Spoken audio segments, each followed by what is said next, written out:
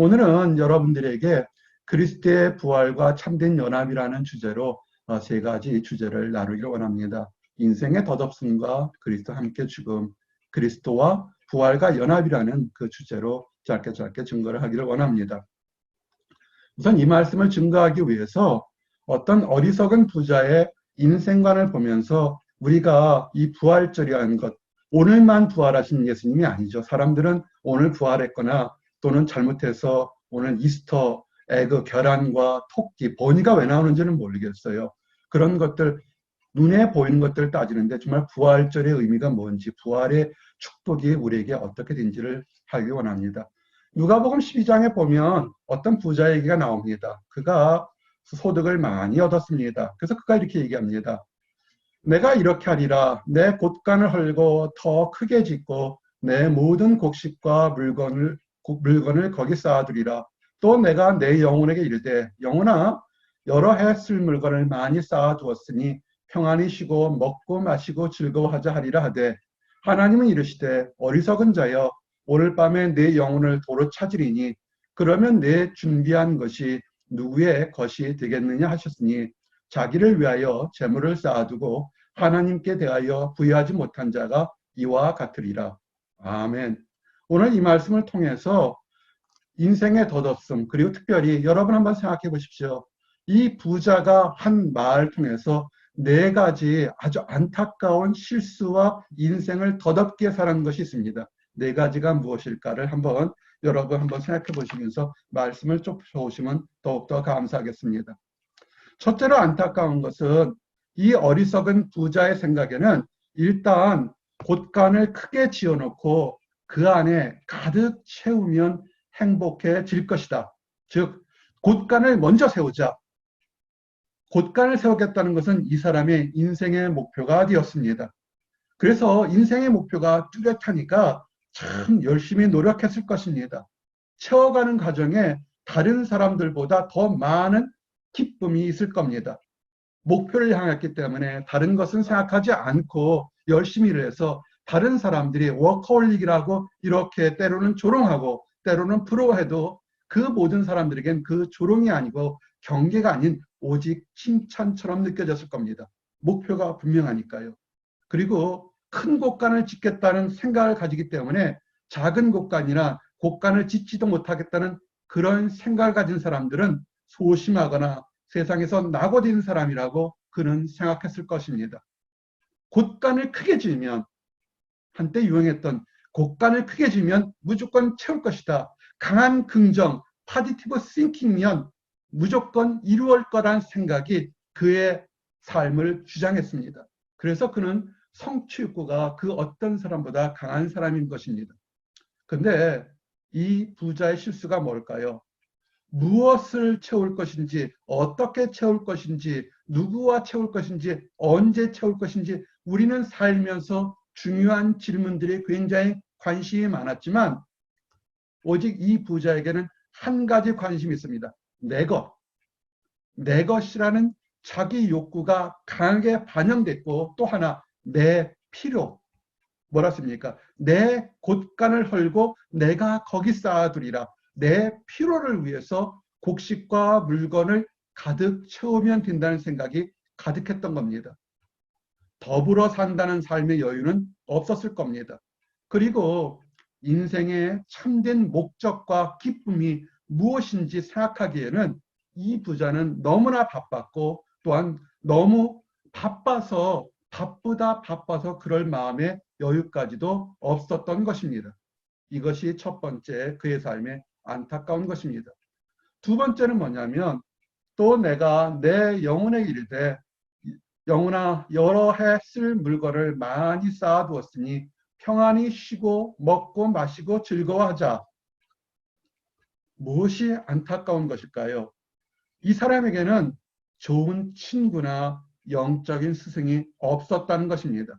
그래서 그가 풍성할 때 그 풍성함이 너무 풍성해서 고민이 될 때까지 문제 해결을 위해서 마음을 나눌 사람이 없었다는 것입니다.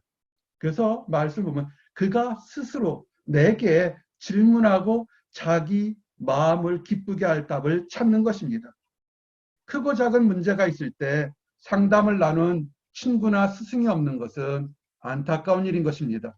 그리고 또 더 문제가 되는 것은, 더욱 안타까운 것은 옆에 상담할 사람이 있다고, 대화를 나눌 사람이 있다고 하더라도 이미 자신의 마음에 답을 정했습니다. 이렇게 할 거야. 그 마음의 답에 확실한 답을 정해놓고 자신의 생각에 동조할 사람만을 친구나 스승으로 생각했다는 것입니다. 그래서 그런 사람들의 의견이 전부인 양 듣는 것이 진정으로 안타까운 사람들의 특징인 것입니다. 그러면 자신과 동조한 사람이 많으면 많을수록 그래 맞지. 저 사람도 이렇게 생각하고 이 사람도 이렇게 생각하니까 이것은 절대적인 진리라고 생각하는 것입니다. 진리는 많은 사람들이 이야기할 수도 있지만 선지자 한 사람의 이야기할 수도 있는 것입니다. 진리를 이야기하는 선지자 역할을 하는 한 사람보다는 함께 웃고 춤추며 자신을 떠받들어줄 수많은 사람들, 그리고 그 쌓아놓은 것을 부러워하는 눈빛을 가진 사람들의 그 시선이 이 부자에겐 진리인 것입니다. 그럼 어떻게 할까요? 이 사람은 더욱 사람들의 명성을 얻으려고 노력합니다. 그래서 사람이 많은 곳, 화려한 곳, 드러나는 곳에서 자신의 일을 하려고 합니다. 살면서 생활에 문제가 있거나 미래에 대한 분명한 답을 얻으려 할 때 우매한 많은 사람들의 함성이 중요한 것은 아니라는 것을 우리는 교훈을 통해서 알게 됩니다. 인생의 등불이 되는 하나님의 말씀을 찾고 들어야 된다는 것을 이 어리석은 부자는 알지 못했습니다. 그래서 늘 해왔던 것처럼 자신의 생각을 옳다고 믿으며 자신의 판단대로 앞으로 있을, 저 사람들이 이렇게 생각하니까 앞으로 있을 미래의 기쁨에 감격하고 있는 것입니다. 세 번째 안타까움은 뭘까요? 하나님의 말씀합니다. 하나님이 이르시되 어리석은 자여 오늘 밤에 내 영혼을 도로 찾으리니 그러면 내 준비한 것이 누구의 것이 되겠느냐. 셋째로 안타까운 것은 이 어리석은 부자에게는 영혼의 가치와 다가오는 천국의 기쁨과 중요성에 대해서 제대로 알지 못한다는 것입니다. 사람이요 영, 혼, 육으로 구성되어 있습니다. 눈에 보이는 육, 몸과 있지만 눈에 보이진 않지만 훨씬 소중한 혼과 영의 세계가 있는데 이 부자는 그것을 제대로 알지 못하고 있는 것입니다. 몸만 기쁘면 마음이 기뻐질 거라 생각하는 것입니다. 그럴까요? 사람이 거친 몸인 육신의 환경이나 다른 것이 불행하다 할지라도 영원히 하나님 안에서 기쁘면 얼마든지 힘들고 어려운 가운데서도 참된 소망을 가진다는 것을 전혀 경험하지 못했다는 것입니다. 예를 들면 네로 황제의 폭정 속에서 허다한 많은 크리스찬들이 죽음 앞에서도 두려움 대신에 찬양을 부르며 하늘에 대한 소망을 둔 것을 우리는 알고 있습니다. 모든 사람이 목숨은 중요합니다. 그런데 설령 죽음이 찾아온다 할지라도 십자가에 달려 죽거나 창에 찔려 죽거나 사자밥이 된다 할지라도 영원히 새롭게 살 수 있는 천국이 있다는 것 때문에 천국에 대한 소망은 현실에 대한 고통을 잊을 수 있게 되고 수많은 크리스찬들이 그래서 순교의 길에서도 저주 대신에 감사와 찬양의 눈물을 가졌던 것을 이 부자는 알지 못했던 것입니다. 그리고 또 네 번째 마지막으로 이 부자가 알지 못하는 네 번째 정말 중요한 안타까움을 있습니다. 자기를 위하여 재물을 쌓아두고 하나님께 대하여 부유하지 못한 자가 이와 같으니라. 이 부자 대신에 이 네 번째 안타까움은 이 부자뿐만 아니라 현실 세계에 사는 많은 사람들에게도 도전이 되는 말씀입니다. 영혼육이 있어 죽음 이후에 미래를 준비하는 사람들이 있습니다. 그들은 모든 삶과 죽음을 주장하는 하나님에 대해서, 하나님의 섭리와 자비에 대해서는 알지 못합니다. 그래서 어떻습니까? 수많은 세상의 권력자들과 부자들이 나름대로 지식인들이나 철학자인들이나 종교인들의 이야기를 듣고서 죽음 이후의 삶을 나름대로 준비하려고 했습니다. 그래서 어떻게 했습니까? 엄청난 피라미드를 쌓고 장례식을 준비했습니다. 막연히 신이 있으면 그곳에서도 이 땅에서 대접받는 것처럼 거기서도 나는 대접받을 것이라고, 거기서도 필요할 거라 생각해서 수많은 금과 은과 물질들을 장례식 때 함께 쌓아두고 죽었습니다. 사람에게는 한번 태어나 죽는 것을 다 목격해서 그들은 죽은 이후에도 준비를 하였지만, 그러나 정말 죽음 이후에 심판이 있고 이 땅을 그 모든 심판을 주장하시는 하나님이 계시다는 하나님의 존재는 인정하지 않았거나 인정하지 하려고 노력하지 않았습니다. 만일 이 어리석은 부자가 그것을 알았다면 그렇게 하지 않았겠죠. 그리고 만일 현대에 사는 많은 사람들이 하나님이 지금도 살아 계시다는 걸 안다면 이렇게 살지는 않았을 거라고 봅니다. 이제는 그 네 가지 안타까움을 통해서 우리에게 어리석은 삶에 대한 얘기를 증거했습니다. 성경에 나오는 어리석은 부자뿐만 아니라 현대를 사는 많은 사람들이 바빠 살면서도 정말 중요한 것을 놓치는 안타까운 것이 있습니다.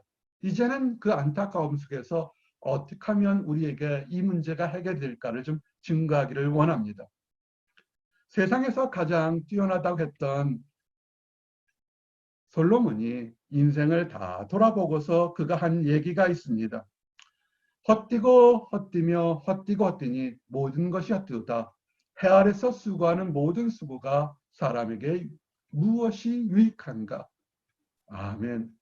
이 말을 보게 되면, 사실은 삶을 보게 되면 빈손으로 왔다가 빈손으로 들어갑니다. 근데 그렇게 되면 세상은 다 의미가 없을까요? 근데 한번 생각해 볼 말씀들이 있습니다. 하늘의 미랄이 그냥 있어서 썩어버리면 아무것도 없습니다. 그러나 하늘의 미랄이 땅에 떨어져 심겨져서 죽어가면서 그가 올바른 섭리를 받는다면 수많은 새로운 나다들로 곡식들로 자라는 기쁨을 만들어냅니다.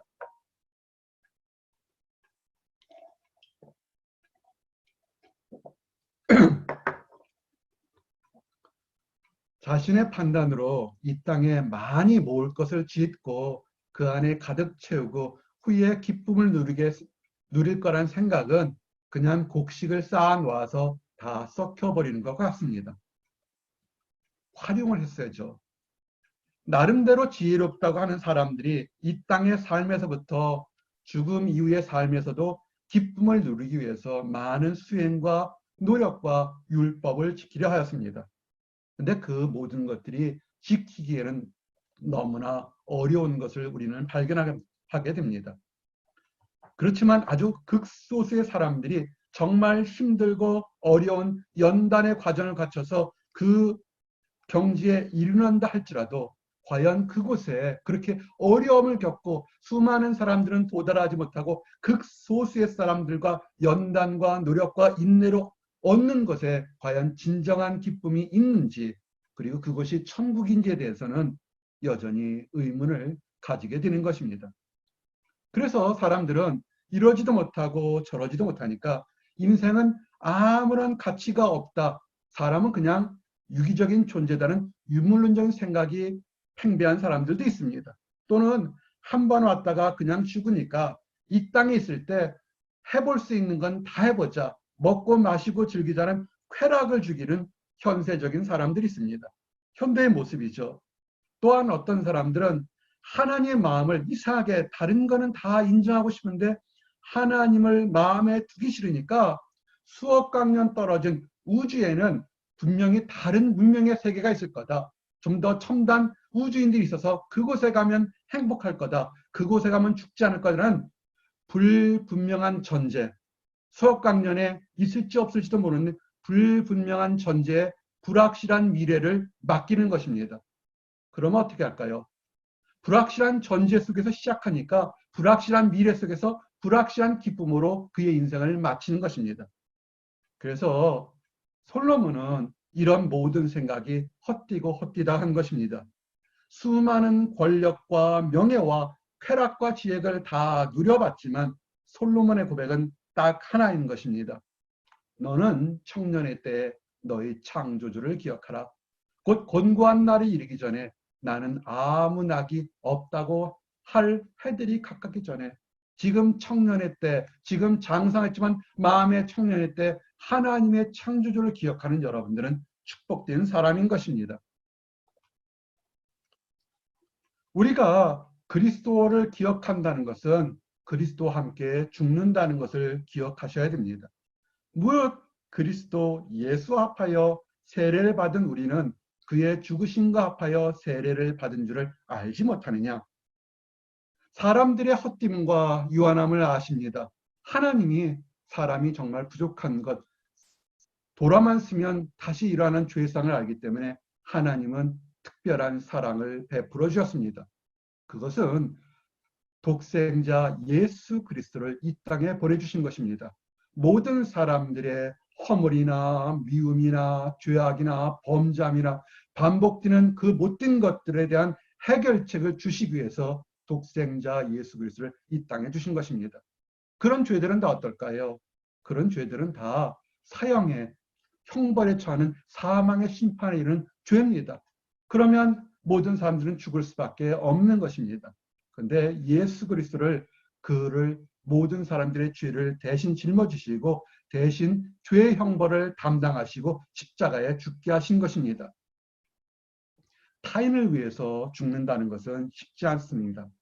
근데 가끔 극소수의 사람들이지만 그렇게 타인을 위해서, 가족을 위해서, 사랑하는 사람들을 위해서 목숨까지도 버리는 경우가 있습니다. 위대한 사람들입니다. 대단한 사람들입니다.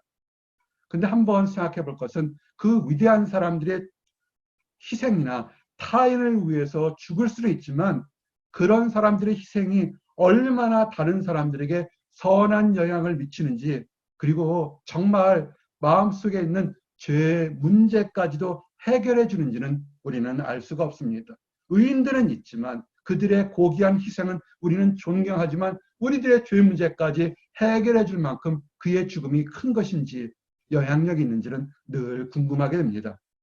그래서 예수 그리스도는 세상 사람들의 죄를 대신 짊어지는 어린 양으로 오셨던 것입니다. 완벽하게 모든 사람들의 죄신 대신 짊어지시고 하나님이심을, 예수님이 하나님의 아들이심을 증거하는 것을 위해서 했던 것입니다. 그것은 무엇이냐면 누구도 할 수 없는 죽음에서 부활하신 것입니다. 다른 사람을 위해서 죽을 수는 있습니다. 그러나 죽었다가 부활한 것은 사람으로는 할 수 없는 것입니다. 근데 정말 기쁜 것은 예수님은 늘 자기 삶의 공생에서 이렇게 내가 너희들의 죄를 대신 짊어지고 죽은 후에 부활할 것이다. 그때면 너희들이 나를 믿을 것이라는 그 약속을 증거하셨습니다. 부활하셔서 수많은 사람들에게 육체적으로도 영적으로 혼적으로 완벽한 온전하게 부활하신 것을 증거하셨던 것입니다. 그래서 이제 이 땅에서 죽음 이후의 사람들에 대해서 문제를 가졌던 많은 사람들에게 이제 축복의 소망이 생긴 것입니다. 다시 말씀드리면 예수님이 사람들의 죄를 대신 짊어지시고 모든 죄를 십자가에다 못 박은 것처럼 영생을 소망하는 모든 사람들은 자신의 죄와 허물을 십자가에 함께 못 박아야 된다는 것을 알아야 되는 것입니다. 예수님이 십자가를 달린 것은 그냥 달리시는 것이 아니라 사람들의 죄를 지고 십자가에 못 박아서 다시 못 내려오게 한 것처럼 우리들도 예수님을 보고 우리의 죄를 예수님을 보고 십자가에 못을 박아야 된다는 것입니다. 우리의 죄를 주놓고서 예수님이 쫓아간다는 것은 그리스도와 함께 죽는다는 것입니다. 우리들의 가치나 우리들의 판단이나 우리들의 죄악이나 허물을 다 죽이는 것입니다. 그리스도가 지신 십자가에 모든 허물을 못 박았다는 것은 믿음과 소망으로 그리스도와 함께 죽는다는 것입니다. 예수님과 함께 십자가에 죽어야 우리가 살 수 있는 것입니다. 그리스도와 함께 죽은 것을 기억하십시오. 우리는 이제 우리를 괴롭혔던 허물이나 낙심이나 죄악이나 증오나 미움이나 모든 이간질하는 것들이 그리스도와 함께 죽었다는 것을 믿으십시오. 이것을 믿는 것이 그리스도와 함께 죽은 것입니다. 이제 여러분이 그리스도와 함께 죽었다면, 우리가 내려놨다면 우리 주님께서 부활하신 것처럼 여러분이 부활하실 수 있습니다. 말씀이 그겁니다. 만일 우리가 그의 죽으심과 같은 모양으로 연합한 자가 되었으면 또한 그의 부활과 같은 모양으로 연합한 자도 되리라. 아멘. 예수 그리스도와 함께 십자가에 못 박힌 연합을 누리는 것은 죽기 위해 사는 것이 아닙니다. 영원히 살기 위해서 우리가 죽이는 것입니다. 그리스도의 복음이 세상의 율법과 종교와 다른 것은 무엇을 행해서 자신 안에 있는 탐욕과 죄와 허물을 비우라는 것이 아닙니다. 예수 그리스도와 함께 죽음으로 연합해서 예수 그리스도가 부활하신 것처럼 이를 믿는 모든 사람들도 예수님처럼 부활을 누리라는 것입니다. 육체적으로 또는 영적으로 온전한 부활을 누리는 것입니다. 예수님의 부활은 이 땅의 짧고 짧은 삶에서 전부가 아니라 영원한 하늘나라에서 누릴 부활의 기쁨을 이 땅에서 맛보고 사는 것입니다. 기쁨은 천국뿐만 아니라 이 땅에서도 천국에서 누리기 때문에 우리들의 삶의 방향과 가치가 달라져야 됩니다. 부자처럼 쌓아만 놓으면 행복한 것이 아니라 우리는 더 많이 쌓아놓고 기쁜 천국이 있기 때문에 어떻게 살아야 될지 돌아봐야 되는 것입니다. 이전에 죄악된 모습을 다 내려놓고 이제는 소망 안에서 예수 그리스도의 부활의 기쁨을 누리며 사는 것입니다. 그래서 이렇게 고백합니다. 내가 그리스도와 함께 십자가에 못 박혔나니 그런즉 이제는 내가 사는 것이 아니요 오직 내 안에 그리스도께서 사시는 것이다. 이제 내가 육체 가운데 사는 것은 나를 사랑하사 나를 위하여 자기 자신을 버리신 하나님의 아들을 믿는 믿음 안에서 사는 것이라. 아멘. 그리스도와 부활과 연합한 것은 이제는 내 자신의 판단이나 욕정이나 비전을 위해서 사는 것이 아니라 내 안에서 역사하시는 하나님의 뜻을 분별하고 어떻게 하면 하나님의 뜻을 이루며 기쁘시게 할까 기도하며 사는 것입니다. 어떻게 하면 하나님을 기쁘게 할까 찬양하며 사는 것입니다. 어떻게 하면 하나님의 뜻을 이룰까 하고 다른 사람들과 이웃하며 사랑하며 사는 것입니다. 나를 위하여 십자가에 죽으시고 부활하신 예수님의 사랑을 찬양하면서 이를 믿는 믿음 안에서 누리는 기쁨과 소망이 나만의 기쁨이 아니라 지금처럼 힘들고 어려울 때 이웃에게도 전해주셔야 되는 겁니다. 그리고 하나님을 알지 못하는 사람들, 안다고 하면서도 여전히 기쁨이 없는 사람들, 나는 교회 다녀요, 나는 하나님을 믿어요 하면서도 여전히 마음속에 미움과 질투와 원망이 있는 사람들, 아직 하나님과 연합하지 못했을지도 모릅니다. 그런 사람들에게 진정한 하나님 예수 그리스도 안의 죽음과 예수 그리스도 안에서의 부활의 연합의 기쁨을 자유함을 누리도록 우리들이 하셔야 되는 것입니다. 이제 말씀을 정리합니다. 예수님과 함께 우리의 자아가, 우리의 죄악이, 우리의 모습이 죽지 않으면 예수님이 부활하신 것처럼 우리는 절대 부활하지 못합니다. 부활과 연합은 우리가 우리의 모든 죄를 예수님께서 용서하시고 우리가 이제는 예수님처럼 사는 삶을 따라가겠다는 것을 믿는 것입니다. 우리 인생은 덧없습니다. 그러나 그 덧없는 것에도 한 알의 밀알이 땅에 떨어져 썩으면 천배 만배 이루는 것처럼 우리의 삶이 청년의 때부터 창조주를 기억하는 것입니다. 그리고 우리가 이 땅에서 그리스도와 함께 죽음으로 그래서 다시 그리스도와 함께 부활과 연합해서 이 땅부터 천국까지 기쁨과 소망을 가지고 살 수 있는 것입니다. 기도하시겠습니다. 할렐루야. 하나님 감사합니다. 우리들의 모든 죄를 다 대신 짊어지시고 십자가에 죽기까지 사랑하신 우리 주 예수 그리스도의 은혜와 사랑을 감격합니다. 아버지 죽음에서 깨치고 일어나서 부활하셔서 그 하셨던 모든 약속이 참된 것을 증거하심을 감사합니다. 그래서 우리들의 죄악이 용서받을 수 있고 우리가 이 땅 살면서 천국의 하나님의 자녀로 들어갈 수 있게 하심이나여 감사합니다. 이 땅에서도 하나님께 기도하면 들으시고 응답하시고 너희를 종이라 하지 않고 친구라 말씀하신 하나님의 축복을 누리게 하심이라여 감사합니다. 아버지 하나님, 그러나 아직도 하나님을 알지 못하는 사람들이 있습니다. 안다고 하면서도 자기 신념으로 아파하고 상처받은 사람들이 있습니다. 하나님 안에서 소망을 가지고 부활의 기쁨과 연합한 우리들이 마음을 열고 손을 내밀어 그 모든 사람들도 하나님의 기쁨을 거저 값없이 기쁘게 받을 수 있도록 인도하여 주시옵소서. 특별히 믿지 않는 가정들, 남편과 아내, 형제, 자매들, 친구들 가진 모든 사람들에게 이 축복이, 감격이 넘쳐날 수 있도록 허락하여 주시옵소서.